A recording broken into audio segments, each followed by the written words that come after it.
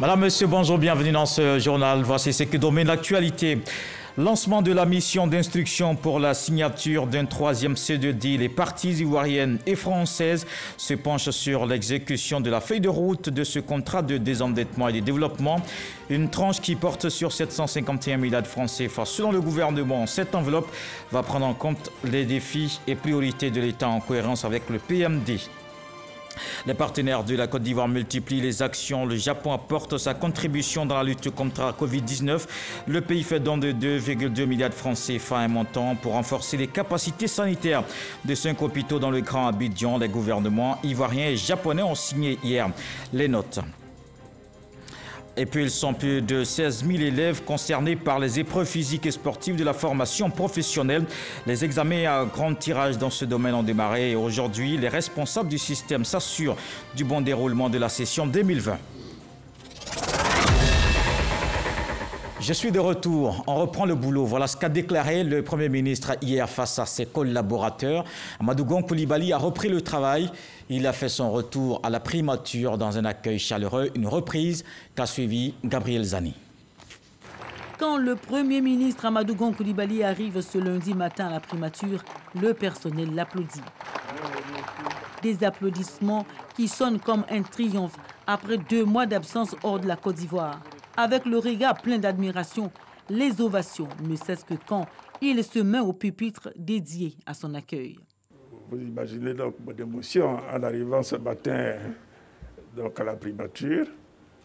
C'est une émotion légitime. Amadou Gon Coulibaly n'a pas perdu de son humour pour ceux qui travaillent avec lui. Il encourage, félicite ses collaborateurs et surtout, il allie satisfaction et reconnaissance à l'endroit de son intérimaire, le ministre d'État, ministre de la Défense, Ahmed Bakayoko. Par rapport à toutes les réunions interministérielles, je peux voir que comme à titre personnel, je peux être fier du cabinet du Premier ministre. Et je sais qu'en bonne coordination avec le ministre d'État, Ahmed Bakayoko, la primature donc, a fait son boulot et a tenu. Maintenant, je suis de retour, on reprend le boulot. Le travail, et c'est dans l'immédiat des minutes après cette brève entrevue avec le personnel, une délégation conduite par Gilles Huberson, l'ambassadeur de France en Côte d'Ivoire, l'attendait déjà à la salle A de la primature. Il s'agit d'une mission d'instruction d'un troisième C2D et les discussions ont commencé aujourd'hui. Elles devraient s'achever à la fin de la semaine. Le C2D, le contrat de désendettement et de développement, un dispositif qui ne saurait attendre plus longtemps au regard du contexte de la crise sanitaire. Le troisième C2D a été lancé ce lundi à la primature. On va rester justement avec Gabriel Zani à la primature qui parlait de ce portefeuille du troisième C2D estimé à plus de 751 milliards de francs CFA. La mission d'instruction de cette tranche du contrat de désendettement et de développement lancée, les parties ivoiriennes et françaises vont échanger sur les modalités de mise en œuvre. Les axes stratégiques sont notamment la sécurité, l'éducation et le transport avec la ligne 1 du métro d'Abidjan. La Côte d'Ivoire et la France, les deux parties importantes pour ce partenariat, le troisième C2D, le contrat de désendettement et de développement, le lancement de la mission d'instruction du troisième C2D a été effectué. Cette mission d'instruction vise entre autres à définir le cadre financier pour en dégager la durée, les secteurs de projets à financer, l'enveloppe budgétaire à allouer. De tous les leviers de la coopération, le C2D reste bien la colonne vertébrale du partenariat franco-ivoirien. Le contrat de désendettement et de développement constitue donc un mécanisme innovant de financement du développement.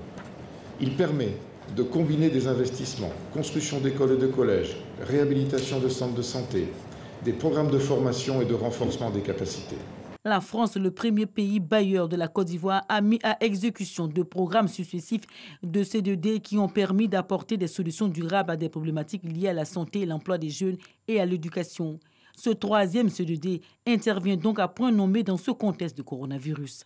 Cette situation affecte grandement la dynamique socio-économique amorcée depuis 2012. Le gouvernement devrait alors redoubler d'efforts pour maintenir la résilience et préparer une reprise d'activité rapide. Il s'agit de renforcer les acquis des programmes engagés avec le CD2 dans ces différents domaines.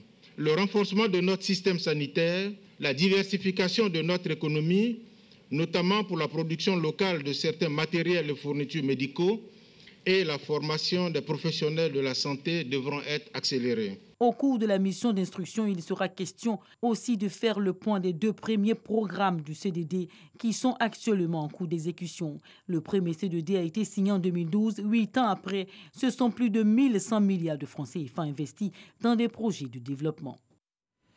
Et toujours hier à la primature, le gouvernement améliore l'offre de soins. Bientôt la construction de 200 établissements sanitaires de premier contact et rénovation de 446 autres.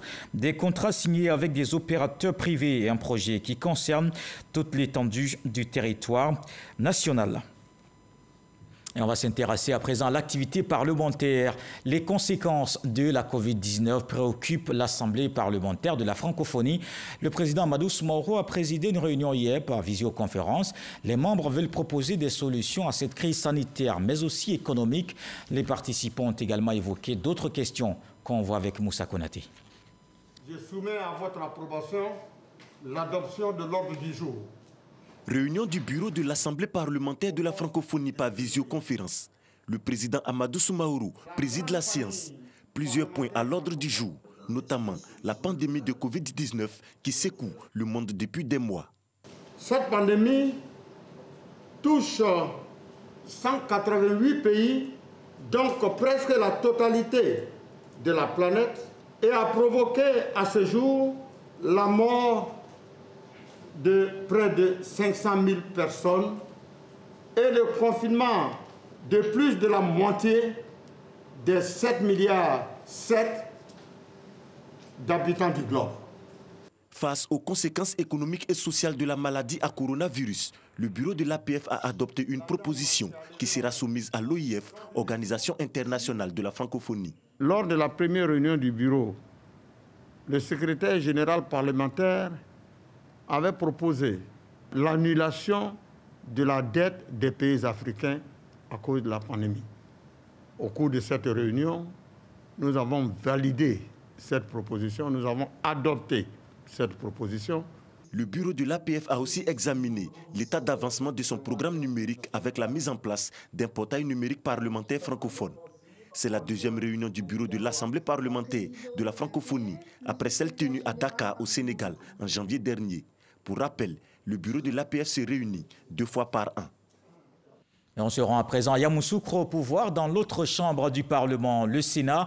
On note cette innovation importante. Désormais, les travailleurs indépendants ont une couverture sociale. Les agriculteurs, les artistes religieux et autres bénéficient d'un régime de prévoyance sociale. Ils seront assistés pendant la vieillesse, la maternité et les cas de maladies professionnelles. Le reportage de Kader Sogodogo. Ce convalescent est déterminé à assurer les responsabilités qui lui reviennent que Pascal Kwaku Abinan s'est présenté ce lundi 6 juillet 2020 devant les sénateurs à Yamoussoukro. Dans son parafeu, 2 projets de loi, un portant définition et organisation des institutions de prévoyance sociale et un autre portant institution de régime de prévoyance sociale des travailleurs indépendants. Ici, artistes, agriculteurs et autres seront bientôt pris en compte. C'est le groupe des agriculteurs, tous ceux qui sont dans l'agriculture, ils sont d'ailleurs les plus nombreux. Il y a les artistes, il y a les religieux, il y a les artisans, etc. Donc, comme vous voyez, c'est une majorité, j'allais dire, écrasante de la population active qui se retrouve dans ce secteur des travailleurs indépendants et qui étaient jusque-là pas pris en compte par le régime de la sécurité sociale. À la demande des groupes parlementaires, les sénateurs ne feront aucune difficulté pour ratifier les 2 projets de loi. Un passage devant les sénateurs mis à profit par le ministre Pascal Kwaku Abinan pour apporter sa contribution à la lutte contre la Covid-19. Il a été atteint par cette maladie, il s'en est sorti, les souvenirs douloureux demeurent. Je me suis retrouvé à l'hôpital et après des examens, on me dit que je suis atteint de la maladie. Donc j'ai fait le confinement, le traitement pendant 2 semaines. Et le professeur qui m'a suivi m'a déclaré guéri. Je recommande à ceux qui ne croient pas encore, c'est une maladie invalidante et il ne faut pas jouer avec parce qu'il y va de l'avenir de la Côte d'Ivoire. La Caisse nationale de prévoyance sociale, CNPS, est la structure étatique en charge de la mise en œuvre du régime de prévoyance sociale des travailleurs indépendants. Et on reste au Sénat à Yamoussoukro avec Kader Sogodogo. Le ministre des Ressources animales et halieutiques, Moussa Dosso, était face aux sénateurs. Ces parlementaires ont voté pour la ratification de l'ordonnance relative à la prorogation du prélèvement compensatoire sur les importations en Côte d'Ivoire de volailles mortes de basse-cour. Les importations des produits avicoles congelés hors CEDEAO ont constitué à partir de 2003 plus de 64% de l'offre nationale. Un préjudice certain pour les aviculteurs locaux. Pour freiner l'étranglement, le prélèvement sur la viande de volaille allait connaître une hausse. Un plus-value qui allait servir à financer le développement local. Dans la foulée, l'impact a dépassé les 100 milliards de francs CFA pour le bonheur des acteurs locaux. La loi autorisant ce prélèvement d'une durée de 10 années arrive à terme. Sa prorogation devient donc une nécessité. Le PSV a eu de nombreux impacts positifs sur le développement de la filière avicole ivoirienne, avec une consommation passant de 0,21 kg par habitant et par an à 2 kg par habitant et par an, et notamment par la compensation du manque de compétitivité de cette filière vis-à-vis des importations et la garantie d'une part de marché aux acteurs locaux. Moussa Dosso va obtenir le quitus des sénateurs. L'actualité sanitaire avec la Covid-19 n'épargne pas le domaine de l'aviculture. L'État demeure proche des acteurs. Concernant le secteur de l'aviculture, c'est plus de 10 milliards 600 millions qui ont été consacrés aux effets justement de l'impact et répondre aux mesures à mettre en œuvre pour passer cette période de la Covid-19 qui fait beaucoup de mal à notre économie. L'État y a mis à peu près 3 milliards et les partenaires techniques et financiers, notamment la Banque mondiale, a mis 8 milliards pour aider le secteur.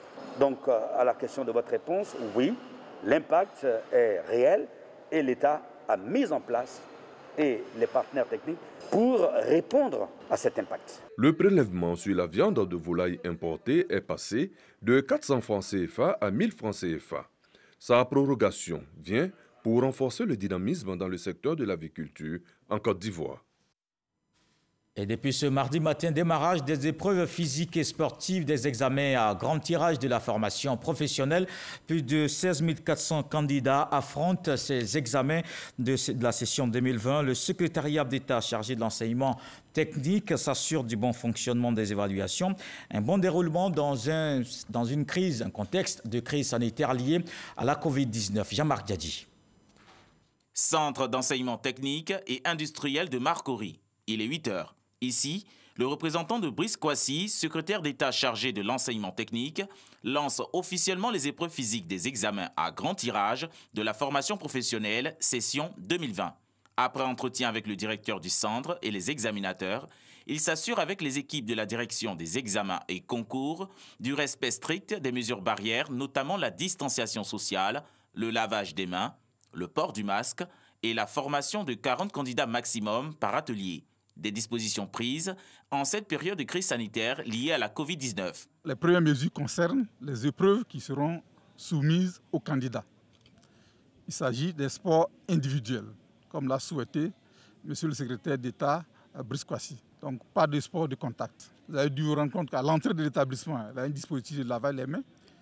Autour des différents aires de sport, il y a des dispositifs de lavage des mains. Les candidats portent des masques de protection avant les épreuves, mais pas pendant les épreuves pour qu'il y ait la latitude de s'oxygéner correctement. Les représentations du secrétariat d'État, c'est-à-dire les directions régionales, sont tenues de veiller à ce que cela soit strictement respecté. 16 473 candidats des filières BEP, CAP et BT tertiaire et industriel affrontent ces épreuves physiques dans 52 centres sur toute l'étendue du territoire national. Les épreuves physiques des examens à grand tirage de la formation professionnelle prendront fin le vendredi 10 juillet 2020. Et on reste dans la formation, lancement de la 6e édition de la Caravane du français. Un rendez-vous culturel tourné vers la promotion de cette langue. Il s'agit d'une émission concours télévisé et radio pour le perfectionnement des élèves et étudiants, une initiative soutenue par la RTI. Serge Coléa. Émission d'éducation culturelle et littéraire, la Caravane du français met en compétition les meilleurs élèves et étudiants de la langue française. Objectif, améliorer le niveau de langue de ses locuteurs. La 6e édition s'annonce avec des innovations majeures. Nous avons essayé d'élargir la cartographie que couvre la Caravane du français, de sorte que certaines localités qui par le passé n'étaient pas sollicitées l'ont été. Et nous allons au niveau même du contenu apporter des améliorations pour rendre le concours plus attrayant et bien sûr plus sélectif. Autrement dit, le nombre de communes concernées passe de 10 à 16. Une touche culturelle et traditionnelle sera ajoutée aux épreuves. Le ministère de la Culture et de la Francophonie apporte son appui à cette caravane. Avec l'avènement des nouvelles technologies, les populations s'éloignent de plus en plus du français normé. Et cette caravane permet de restituer la langue française à sa grandeur. Elle permet de rapprocher les populations de cette langue. La RTI, la radiodiffusion télévision ivoirienne, est partenaire de la Caravane du français. Elle se félicite d'associer son image à cette tribune d'excellence. Et nous soutenons cette initiative parce que ce sont nos enfants qui sont concernés. Les élèves et les étudiants, vous constatez que le niveau baisse. Donc à travers cette caravane, c'est emmener les jeunes à améliorer leur français, éviter les fautes de grammaire, éviter les fautes d'orthographe. Donc je pense que c'est une initiative que la RTI, avec beaucoup de plaisir, soutient en tant que partenaire. La caravane du français sera diffusée sur les antennes de la RTI du lundi au jeudi. L'émission va durer 6 mois. À l'actualité, vous le savez, c'est aussi la lutte contre la Covid-19. La Côte d'Ivoire est engagée à freiner la propagation de la pandémie dans le pays.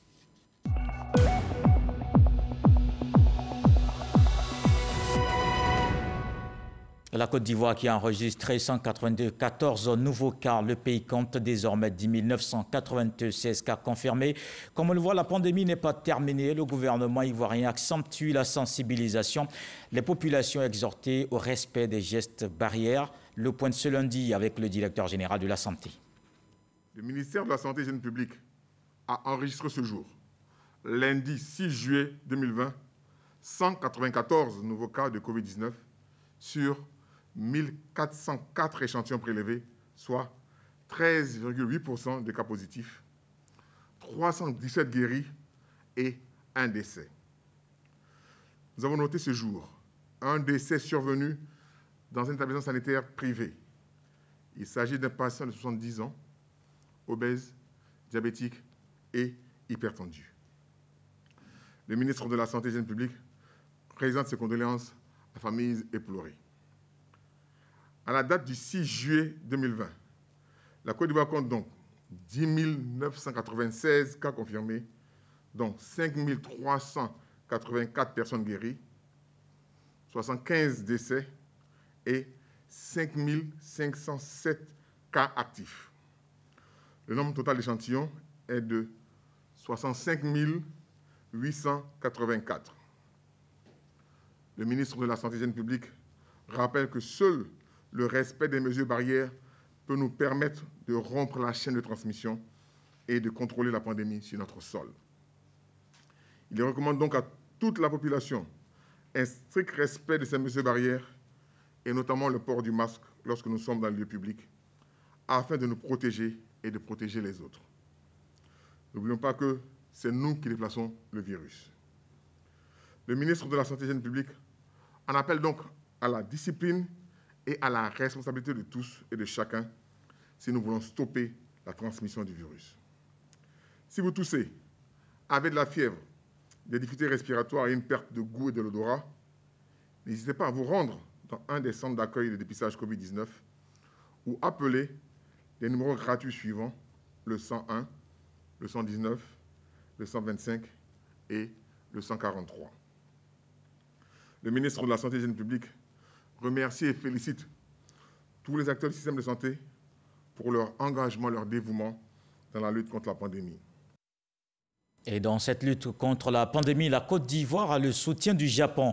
Le pays fait don de 2,2 milliards de francs CFA. L'aide japonaise va permettre de renforcer les capacités médicales dans le Grand Abidjan. Les gouvernements ivoiriens et japonais ont signé hier les notes. Les détails avec Abdoulaye Koné. Échange de notes entre l'ambassadeur du Japon en Côte d'Ivoire et le ministre des Affaires étrangères, Ali Koulibaly. En toile de fond, une enveloppe de 2 milliards de francs CFA pour mieux lutter contre la Covid-19. À l'heure actuelle, la crise pandémique de Covid-19 menace non seulement la vie humaine, mais aussi la vie économique et sociale de toute l'humanité. Le Japon a décidé d'apporter une contribution d'environ 2 milliards de francs CFA à l'UNICEF pour la mise en œuvre en Côte d'Ivoire de son assistance d'urgence, prévention de la propagation de l'infection au nouveau coronavirus. Mais comment sera utilisée l'aide japonaise à la Côte d'Ivoire? L'aide japonaise sera consacrée au renforcement de la capacité médicale de 5 hôpitaux dans le Grand Abidjan. Il s'agit des centres hospitaliers universitaires de Cocody, de Yopougon, d'Angré et de Treichville, ainsi que l'hôpital général d'Anyama. Au moment où le monde est confronté à une des crises sanitaires les plus virulentes de ce siècle, je voudrais relever le caractère salutaire de cet appui qui, j'en suis convaincu, permettra d'optimiser les capacités de ces établissements sanitaires pour le grand bien de nos populations. Ces deux nouveaux actes de collaboration axés sur le bien-être des populations ivoiriennes viennent renforcer les relations d'amitié et de coopération entre les deux pays. Et le gouvernement ivoirien fait le point de la gestion de la Covid-19 au quotidien. Les mesures de prévention restent en vigueur. Les populations invitées à les respecter, les autorités sanitaires et la police donnent des détails sur les actions menées. Didier Nguessan. Les 4 et 5 juillet, la police nationale a effectué 5 880 contrôles et mis en fourrière 97 véhicules, soit un taux de satisfaction de 98% selon Bleu Chalmagne. Une bonne note atteignée toutefois par la reprise de plus belle à Abidjan et Boaké de l'activité des engins à 2 et 3 roues. La police nationale s'interroge sur l'exercice pratique de cette activité en cette période de pandémie, de même que sur leur conformité. La réglementation des transports de manière générale est au point de la situation sécuritaire de ce jour. Nonobstant les nombreuses opérations quotidiennes de répression des forces de défense et de sécurité, tant à Abidjan qu'à l'intérieur du pays, où leur présence est dénoncée, des acteurs des transports à 2 et 3 roues continuent de s'y adonner, clandestinement, au mépris non seulement de la réglementation du secteur des transports, mais également et surtout des mesures sécuritaires et sanitaires barrières édictées depuis le 14 avril 2020 par le ministère des Transports. Sur le plan sanitaire, le pays enregistre 48% de personnes guéries du coronavirus et un faible taux de létalité de 0,70%. Cependant, le virus circule de manière active dans les communautés. Ces données prouvent également que les mesures sécuritaires et sanitaires en vigueur ne sont pas suffisamment respectées. La situation actuelle impose qu'on marque une pause pour faire chacun son propre bilan et reprendre les choses en main pour des lendemains meilleurs. Car, il faut le rappeler, le coronavirus en cause dans la pandémie actuelle est extrêmement dangereux, voire mortel. Il est aussi très contagieux et n'épargne personne. Heureusement, on peut s'en prémunir ou l'éviter par l'adhésion ou l'adoption des mesures sécuritaires et sanitaires dont les mesures barrières qui sont en vigueur. Respectons-les donc. Dr Edith Kwasi encourage les populations à fréquenter les centres de santé et à limiter les visites aux personnes vulnérables. Et puis Madagascar a vécu son premier jour du retour au confinement pour Antananarivo et sa région d'Analamanga. La capitale et ses environs font face à un regain de propagation de Covid-19 depuis la semaine dernière. Ce sont des centaines de cas par jour qui sont rapportés, dont 303 hier lundi. Au total, la grande île compte 3250 personnes atteintes du coronavirus, dont 33 décès. 2 mois et demi après avoir retrouvé le droit de circuler et de travailler, les Tananariviens doivent donc rester chez eux. Et ici, en Côte d'Ivoire, parlons d'autre chose à présent. La présidentielle, c'est en octobre. Les leaders communautaires invités à consolider le climat de paix. Ils ont été formés sur le respect des droits de l'homme et le maintien de la cohésion sociale. Walter Amadou Ouattara. À environ 4 mois des élections présidentielles en Côte d'Ivoire, les actions de paix et de maintien de la cohésion sociale sont bien aussi utiles qu'importantes en cette période très sensible, précise Aimé Zébéyou. La direction de la promotion du secrétariat d'État chargé des droits de l'homme initie à cet effet à la mairie de Yopougon un atelier de renforcement de capacité des leaders communautaires et autorités coutumières sur le thème « Le respect des droits de l'homme et le maintien de la cohésion sociale en période électorale ». La secrétaire d'État chargée des droits de l'homme s'est réjouie de l'implication des leaders communautaires. Raison pour laquelle je voudrais me réjouir pour le choix de la commune de Yopougon, cette grande commune cosmopolite, expression du vivre ensemble à l'Ivoirien par la direction de la promotion des droits de l'homme et de la réglementation pour lancer sa série d'activités similaires. C'est pour vous un devoir en tant que leader communautaire, mais surtout une obligation en tant qu'homme et surtout partisan de paix et agent de développement, d'être le porte-drapeau, sinon le flambeau, de la promotion et de la protection du droit de vote de chaque citoyen. Les leaders communautaires sont invités à être de véritables ambassadeurs de cette paix en expliquant à leurs enfants, voisins, amis et aux membres de leur communauté l'importance du respect des droits de chacun. Et le tour de l'actualité de ce 13h nous emmène à Gagnoa, dans la région du Go. Les populations invitées au respect des prévisions météorologiques. Les fortes pluies ne sont pas encore terminées. Le député Abel Dioré appelle à la vigilance dans la localité. Soro Corona. Abidjan et plusieurs villes de la Côte d'Ivoire sont sous les eaux depuis quelques semaines. Les pluies diluviennes occasionnent inondations, coulées de boue, glissements de terrain, destruction des biens et pertes en vie humaine. Pour éviter ces drames qui créent la désolation dans les familles, le président du conseil d'administration de la Société d'exploitation et de développement aéroportière, aéronautique et météorologique, Sodexam, est monté au créneau. Abel Dioré invite les populations à respecter les prévisions météorologiques. La Sodexam ne fabrique pas le temps. Nous annonçons simplement le temps. Nous annonçons ce qui va arriver. Donc, je souhaiterais que les populations prêtent attention aux prévisions qu'annonce la Sodexam. La météo, en certains lieux, est suivie de façon méticuleuse par les populations. C'est à cela que nous voulons inviter les populations ivoiriennes, pour que chacun s'en tienne aux prévisions annoncées par la météo, afin que nous puissions éviter donc ces drames que nous vivons, qui malheureusement endeuillent plus d'une famille en Côte d'Ivoire. Le PCA de la Sodexam a également appelé les populations à quitter les zones à risque et surtout à la vigilance. Certaines personnes sont toujours dans les zones à risque.